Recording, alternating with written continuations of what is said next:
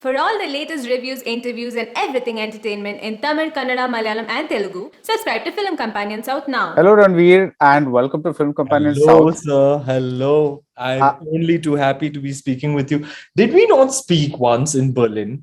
yes, we did. When you had Yeah, that costume, that bird-like costume. yeah, Uh, yeah. yeah. That So that very special gift from one of my favorite designers, Mr. Manish Arora. I remember that instance. I remember that instance. yes, And because everybody's I like, suddenly oh, felt like I just saw two arms in front of me, and they were like, "What is happening here?" I was And like that character from Monsters Inc. Such a cool jacket. yeah. So that was during the Gully Boy promotions. Gee. But I'm going to become Krishnamacharya Srikanth and throw a couple of googlies from the south at you. Okay. Uh, Now you have a like actors like Fahad Fasil acting in Telugu and Tamil movies. You have Dulquer Salman acting in Hindi films. Have you ever considered that kind of a language shift? Not Um, permanently, of course, but based on the movie. I think it would be very difficult. Deepika, my wife, now is doing a multilingual film, and she comes back to me and tells me about the process and how it's not the easiest thing. Though I never say never, and I'm most certainly open to the possibilities. I think it would be quite exciting actually because I always relish a new challenge, and I know Hindi and I know English, but to act in a different language altogether is almost many steps ahead of just imbibing an accent. I think it would be tremendously exciting. I find there to be so many filmmakers who work in Telugu cinema and in Tamil cinema, even Malayalam cinema, that I find so exciting. I love their movies. And I would love to work with them. And if it means picking up a new language, yeah, I'd be up for it. I'd totally be up for it. I would imagine it would be like Because working with. I'm very fascinated with linguistics, different sounds and different sentence structures, different, the meaning, the emphasis, everything is different in every language. And I'm very inclined to linguistics. So I think it would be an exciting new challenge for me. The way I look at it is that I think you are the best actor that Sanjay Leela Bhansali ever got, because I think you're the only actor who really gets him and what he's inside his head. You working another language would be you working with Bhansali after working with regular directors. That's the way I see it. Now collaborating with Alia Bhatt, who tells me what it's like to speak Telugu dialogue. Deepika is working with Nag Ashwin, so I'm hearing from them what it means to work in a language that you're not primarily familiar with.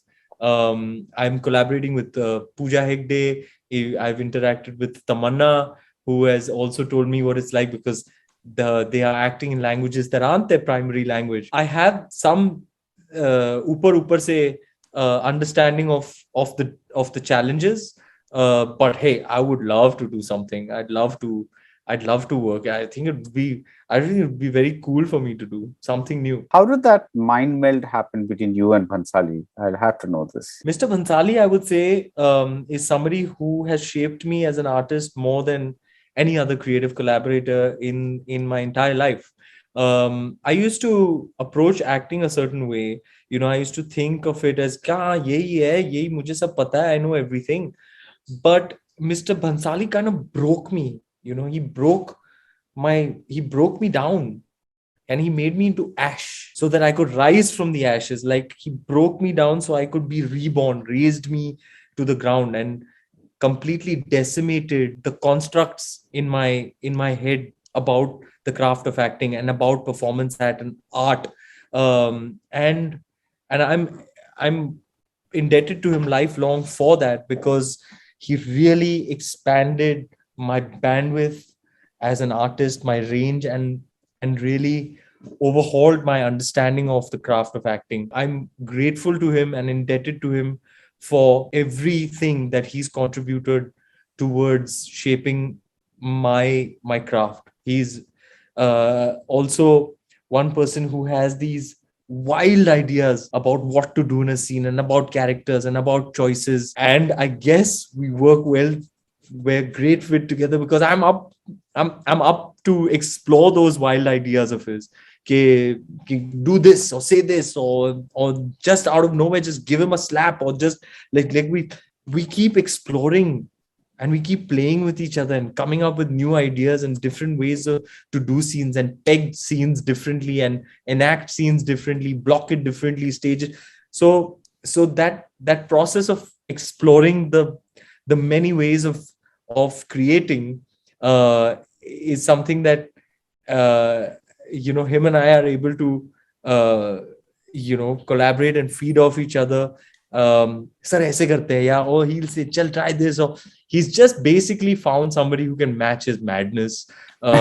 He's basically just found somebody who's game for any wild idea that may strike him. When I describe his when Alia was going to embark upon the process of Gangubai Kathiawadi, we were speaking, and she was talking to me, but she's like, tell me what it's like to be directed by him. And I was telling, and I found myself saying that his creativity when he's creating a scene, it's like Mr. Bhansali on a film set carries the energy of a rabbit, and he's just darting from here to there, and it's up to you as his assistant or as the actor to kind of chase him and pick up the little gems that he drops along the way. And he's so creative, he's not able to control it only, he's just creating, and that's what I love about him. He's not bound, he's not bound by anything, he's just free, he creates freely. And I love that about him. I guess he just found some guy who's up to explore any wild idea that may strike him. And I guess that's been a key in our creative collaboration. So does that exist only in your creative collaborations together, or in 83, let's say? Because obviously you got the external Kapil Dev, right? Because you had fantastic makeup people and prosthetic people and all that kind of stuff. Does some of that, you said he freed you as an actor, does some of that find its way into the way you get into? Can you tell me one aspect of Kapil Dev's insight that you said, okay, this is going to be my emotional through line for the film for Kapil Dev? I'll be the first one to admit that, after you've done a Bhansali film, everything else feels like something you feel confident about it. Every time I've learned so much from him that those lessons, those teachings, those things that I've learned, working under him are things that I find myself applying across the board in just about anything I do when it comes to performance art. It would have never been effective enough or sufficient for me to just rely on my makeup team for achieving the look. There is a lot of work that I did. Of course, we spent about 70-80 cumulative hours in the chair, Kabir and I, trying to get the look right. To achieve the look without loading the artist too much is something we wanted to achieve.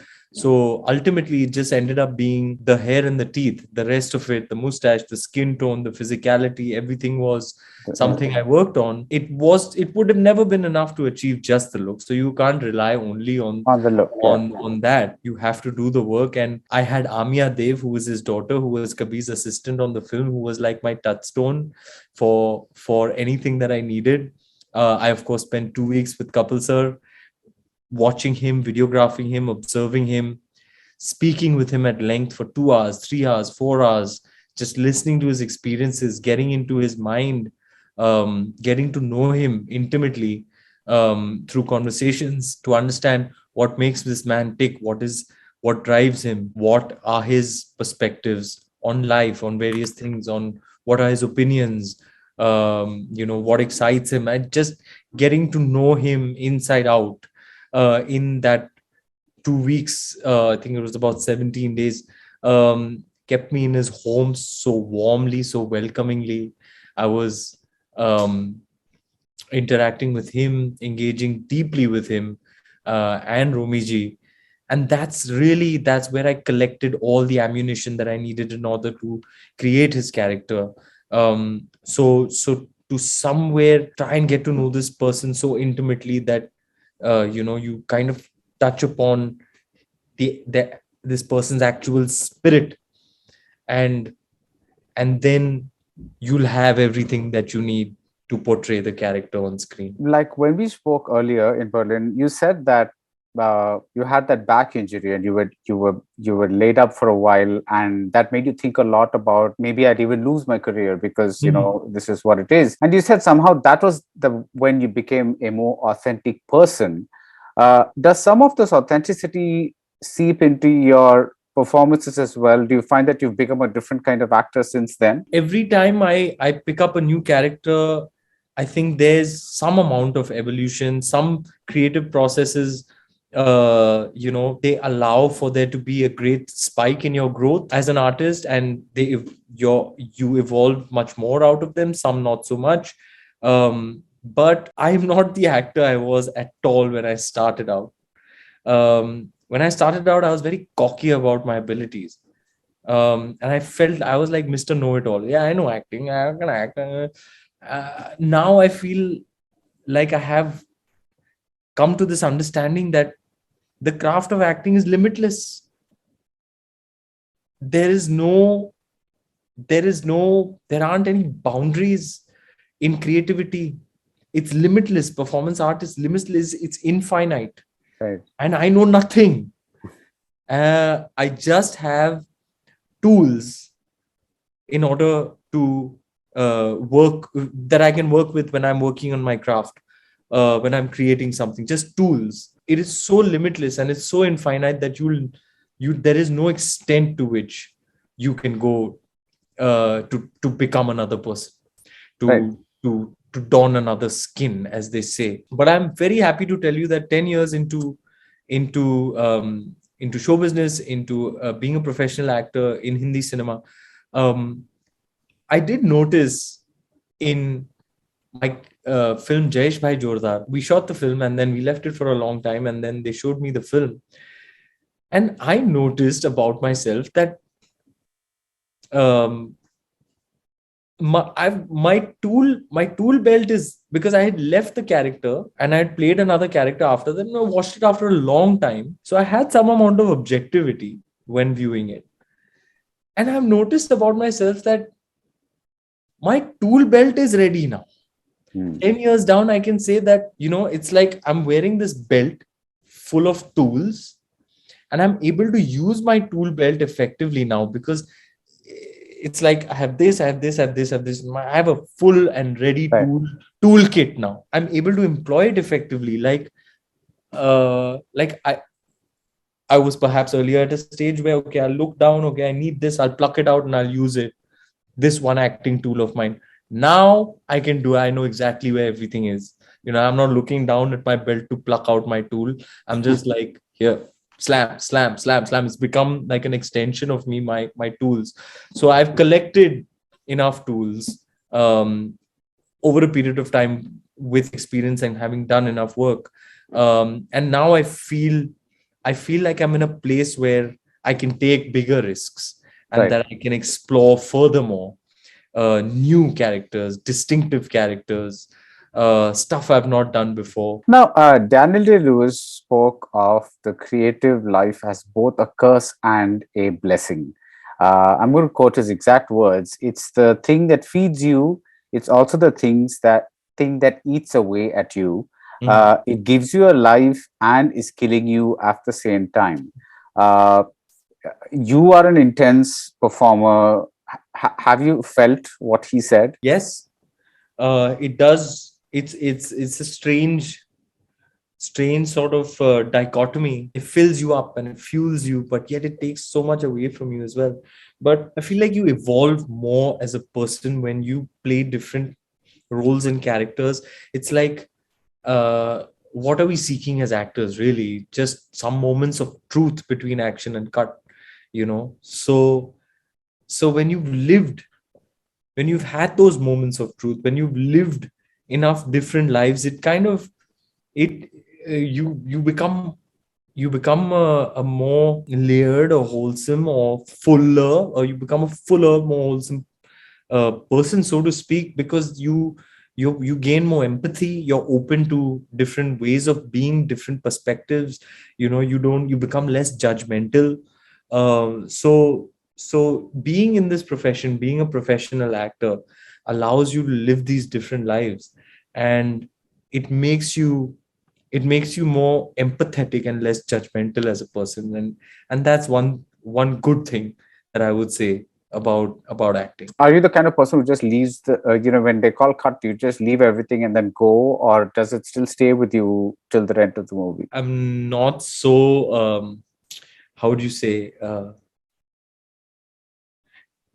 adept at it. I don't have that ability. I don't just carry the mood and feeling of the scene with me all day long. It stays with me after pack up. The character stays with me in my daily life. It's my I've been told by my friends, by my family, by my colleagues, my entire vibration, my entire energy changes character to character. My wife keeps joking about it. She's like, man, every 6-8 months you come to me like somebody else, looking like something else, feeling like something else. The vibration, the energy of the character invariably spills into my real life, and there's nothing I can do. I really can't help it. So therefore, having said that, you can imagine what 2017 would have been like me when I was playing Alauddin Khilji. I was insufferable. I had to apologize to people for being such a hard guy. So yeah, invariably the character, because I change my diet, I change my physicality, I change my look, I carry that with me. It's just, I can't just go in and out. I'm also endeavoring to create distinctive characters. I'm not playing I'm not presenting the same kind of character across films. Every time it's distinctively different and back to back. So yeah, I think I I allow myself that leeway, that sure, this is what you need to do in order to achieve your endeavor, which is to create distinctive characters. So be it. um I I I find that's just not me. That's not in my grain. Whenever I much prefer creating distinctive characters than just being the same thing across films. Even growing up, in my tryst with cinema, the actors who would have that shape shifting chameleon like quality are the ones that fascinated me the most, the ones that attracted me the most. So somewhere or the other, subconsciously, I aspired to be like that. Like Daniel Day-Lewis, like you mentioned, you take a sample set of 5 of his films and you're like, wow, that's the same actor playing such distinctive characters. So I've subconsciously molded myself to become that, and that has become my endeavor, that uh, to have that distinctive quality in every time there's a new character. It should be drastically different from anything else, or the previous one, most certainly.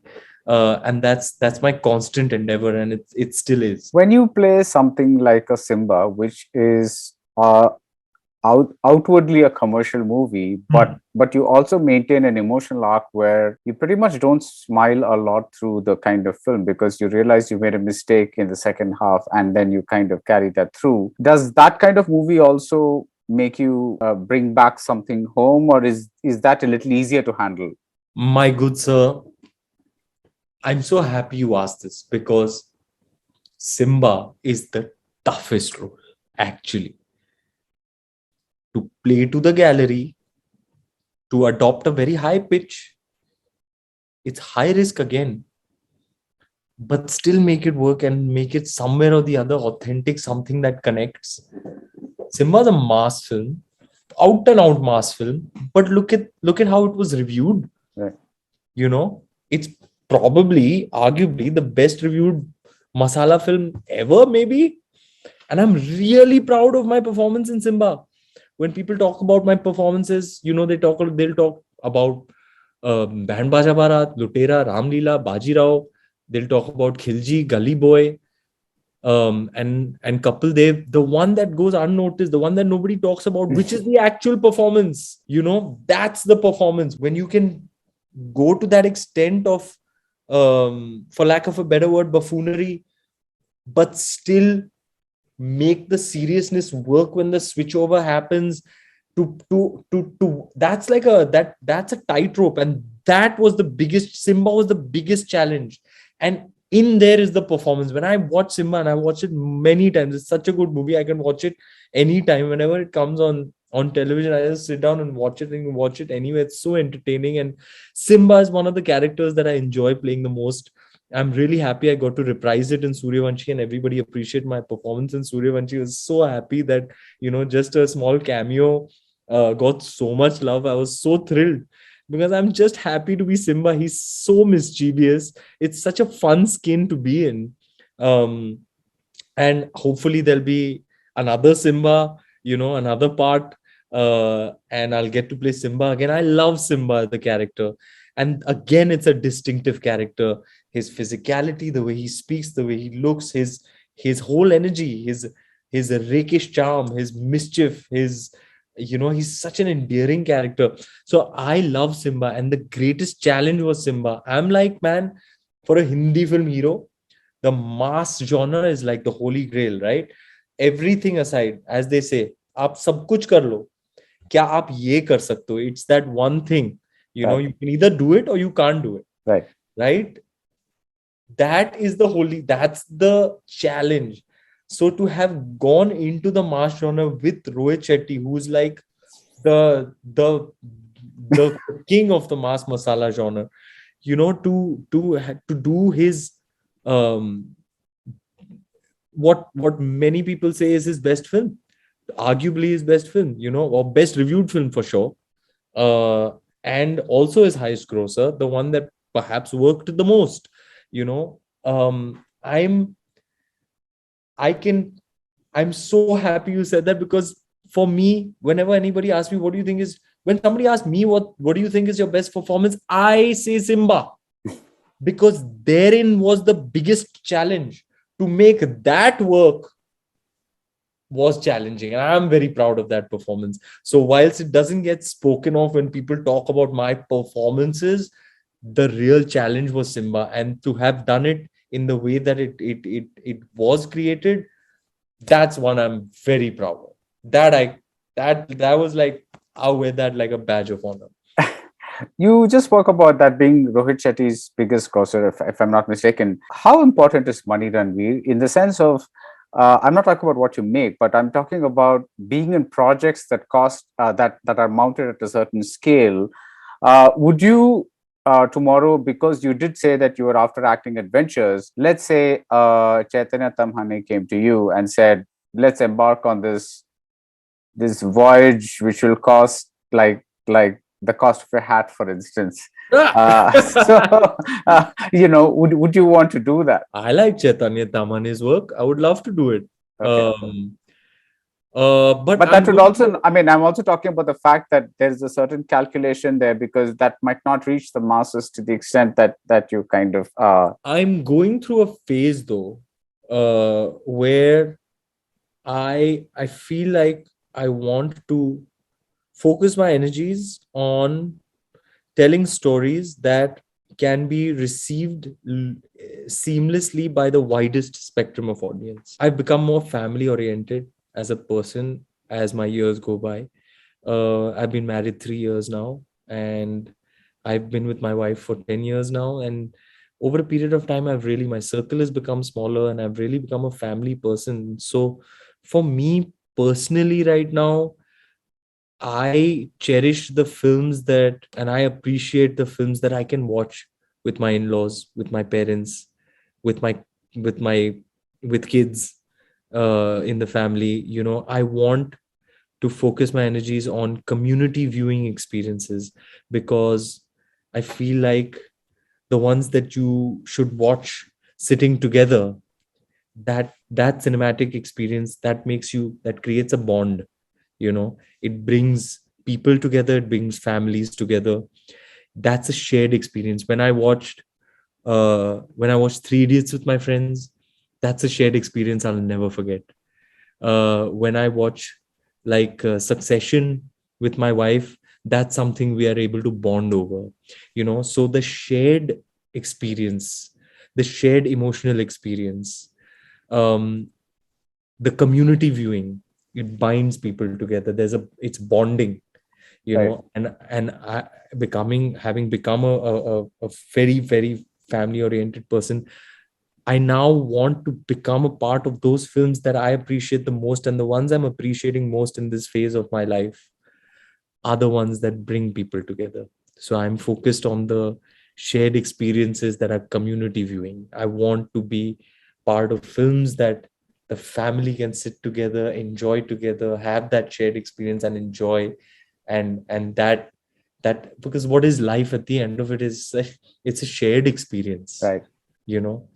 So I want to be a part of films that the entire family can sit together and watch, and it doesn't make anybody uncomfortable. It doesn't it's not a solo watch. It's things you watch with people. I want to bring people together through entertainment. You're saying that you may not exactly jump into a Raman Raghav type movie if it came out today. Not in maybe in some other phase. Maybe I'll come out of this phase. I was coming at the time that I did Lutera. I was in that phase that you're mentioning, perhaps, or similar to that, but not at the moment. Right. At the moment, I want to be fulfilled, knowing that groups of people, groups of friends, a group, families gone as a group. I want people to go in groups into cinema halls and have that shared experience and bond over that. And 83 is like the prime example Yeah, of. because I saw it. When I saw it, I was like half laughing, half crying, half, like everybody around me was cheering, and like There you I was go. cheering, and it was like when every time you took a bad headline and you were kind of carefully wiping the undersole of your shoes, there was a certain character coming through. I could see, this man kind of, almost like determined to diminish that pain or that humiliation with that thing. I mean, the whole thing was just like one celebration. It was like Yeah, watching yeah. yeah. So That's a uh, prime example. I'll just add to that. I feel like I have this belief, okay, and it may be cynical or pessimistic or dystopic, call it what you want, but I believe that we are in the Kalyug, in the Ghor Kalyug. Uh, Things are as bad as they can possibly be. And I feel like in the current world, existence itself, just existing, is agonizing. right. It's just agonizing to this journey of life that none of us as spirits chose. We're just here in this time. I feel like the journey of life is agonizing, and it's a journey. you know the journey is agonizing. So I want to be, and we're all on this journey together, right? We're all walking alongside one another. I want to be that companion who make things a little lighter along the way. Right. It's hot, it's difficult, it's the road is rocky. It's not a life. Nobody's life is, everybody's fighting some battle or the other. Just look at us as a people now. The pandemic, what it's done to, what the kind of things people had to go through. People have had such a difficult 2.5 years. I want to be that guy who makes this agonizing journey a bit lighter. Nice. Come, I'll make you laugh Right. along the way on this journey. Come, uh, I'll make you feel light, or come, I'll tell you something heartwarming or heart touching. Come, I'll tell you a story. Maybe you'll cry, and then when you have a good cry, you'll feel super light, Right. because something has come out. So I just want to be the guy who makes this agonizing journey of existence and life a little light. I'll entertain you. I'll make थोड़ा हल्का कर, मैं सबके ऊपर बोझ है यार, मैं थोड़ा हल्का कर देता हूँ वो मेरी. I feel duty bound now to do that. We were at the party after the premiere, and my wife is like, come here and sit with me, and you know and she's telling me, you don't have to You don't have to be responsible to entertain everybody all the time. And I found myself telling her that, baby, I feel duty bound. I feel like it's my duty, to get this party going, to pull people on the dance floor. It's just a microcosm of what I feel largely about my purpose. I feel duty bound, and I feel like my purpose is to entertain people and just ease, give them some amount of relief through entertainment on this very difficult journey of life. Right. You mentioned Succession and you mentioned Three Idiots. Do you end up watching a lot of Southern films because of OTT? Oh, You yeah. do? Yeah. Oh, Okay. yeah. Yeah. I've watched them. I've been watching them for years.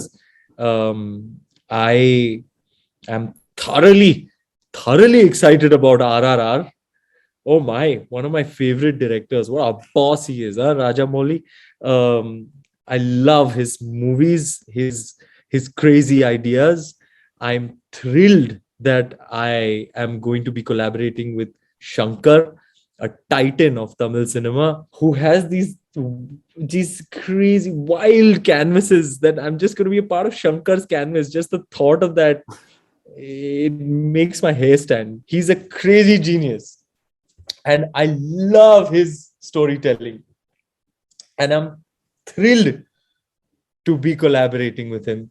I've watched some of the best films I've watched are from the southern region. I think my favorites, and I've grown up watching Mani Ratnam's films. Nayakan, I think one of the greatest movies of all time. Let's see, what are the ones that come to mind? The ones I've seen in the past 2 or 3 years that have really resonated with me. First of all, Magadira, love. Super Deluxe, Mahanati, Kumbalangi Nights. Whenever somebody strongly recommends it, I make it a point to watch. Right. If you've heard enough noise about it, and I keep my ear to the ground, and then you hear a lot about this one film, then I definitely make it a point to watch. And I have such admiration for the artists. I love Vijay Sethupathiy's work, Fahad Fasil's work of late. I think the world of all our mainstream men, whether it's Mahesh Babu or Ram Charan or NTR, or I love their work. I love to see what they create, and I hugely admire them. Allu Arjun. I love the films. Nag Ashwin, another amazing director. Deepika's working with him now, and I'm so happy about that. So I'm deeply appreciative of everything that's happening in southern regional cinema. I will have to say they're leading the charge of technical finesse, and some of the best movies of our country are coming out of Chennai and Hyderabad, and I'm I love it. I dig it. More power. Do you find any difference in the acting styles between the southern? This is a tough question because acting styles also depend on the movie that you're looking at. But is there a generic kind of thing that you find that's a little different between the Bombay industry and the southern industries? I think both industries have different kind of films being made. You have the films that are playing to the gallery, and then you have the films that adopt a more, for lack of a better word, natural school of acting, more internalized, more understated, perhaps. So both industries have both kinds, and both have proponents putting out the best of the best. But I have a huge amount of admiration for all the artists and all the technicians. I really doff my hat to many of them. Some of the most stunning pieces of work I've seen in the recent past. Take your pick.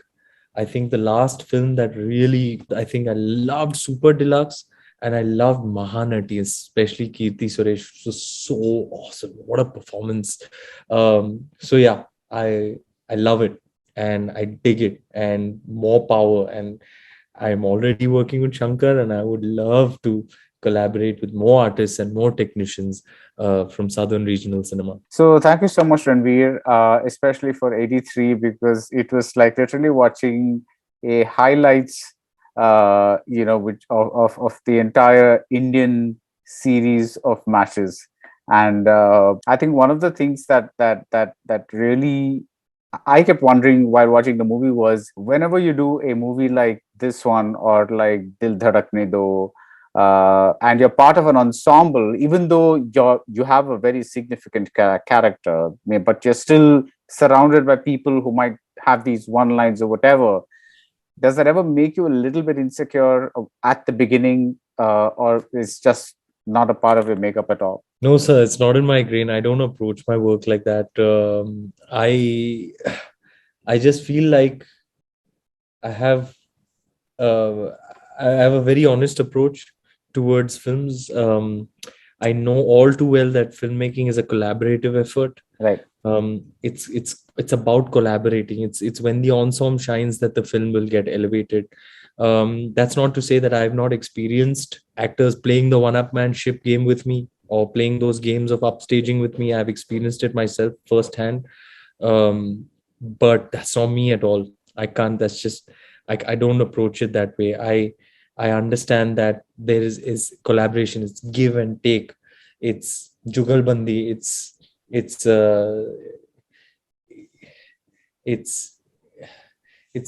it's it's when it comes. How do I don't even know how to articulate it. Right.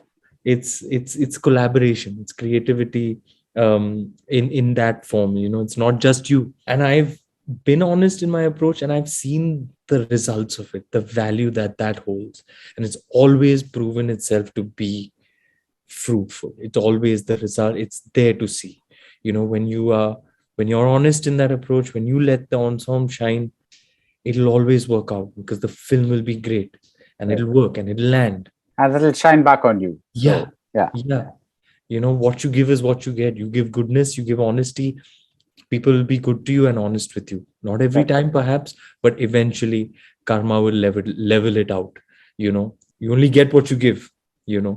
I've experienced both kinds. I've experienced those I've had those not so pleasant experiences with co-actors, but also delightful experiences with co-actors.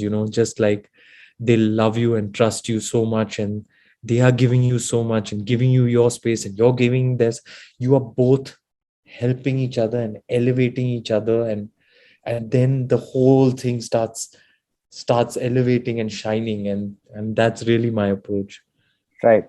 And the very last question is, you just mentioned a whole bunch of Southern films like Super Deluxe and I forgot to mention one of my favorite actors of all time, Dhanush. Right. I love his work, man. He's such a stellar performer. He really, his performances blow my mind. He's amazing. I want you to tell me one movie where you saw this role and said, damn, I wish I'd done that role. I wanted to do Magadhira for the longest time. Yeah, I want to do that. What is it? Reincarnation theme, man. Reincarnation is my jam. I want to do that reincarnation story. And oh my God, Magadhira, just such cinematic flair. Kala Bhairava, Ram Charan. He's what a performance, what a film. I remember watching it. Somebody was trying to remake it with me. They were like, here's a VCD of Magadhira. I was watching it like in my room alone at 2 and 3 in the morning, crying, clapping. It's 3 in the morning. I'm alone in bed watching it on my television screen. It's not, that's the setting. And I still find myself reacting so much to it. I remember crying and clapping. I was like, it was at the time one of the best cinematic experiences. So yeah, I would have loved for the Magadhira remake to have worked out. It didn't, but never say never. though I am very interested in doing something with the reincarnation theme. Right. So yeah, one I I- would have loved to do was that one. Yeah. So thank you so much, Ranveer. I hope you find your reincarnation theme soon. And it's nice to see you in a what I'd like. It seems like you're in a very zen place right now. So it's nice to see. I'm very happy, but I'm also very hungry. Like, all of these people, like, you put in a good word for me, like Nagashwin or Atlee or, all these guys. They're like, even Sandeep Vangareddy. It's so exciting, such an exciting time in cinema. And I would love for there to be a collaboration. I would love to do, of course, I'd love to do a Rajamouli movie. I am so happy, thrilled, and proud that I'm going to be in Shankar's movie. I feel like this cross pollination can really lead to something spectacular, and I would love to do it. I'd love to do it. And I'm so happy that you're offering me a platform to put it out there in the universe for something to manifest and materialize. A very, very exciting time for me. Right. With the impact of 83. There's such unanimous love for the film. Yeah. It coincides with me having completed 10 years in the movies. So yes, a very exciting phase for me as a creative person. Right. Fingers crossed for you, Ranveer. Thank you so much. Thank you, sir. Bye-bye. Delight chatting with you as always. Bye bye. Thank you.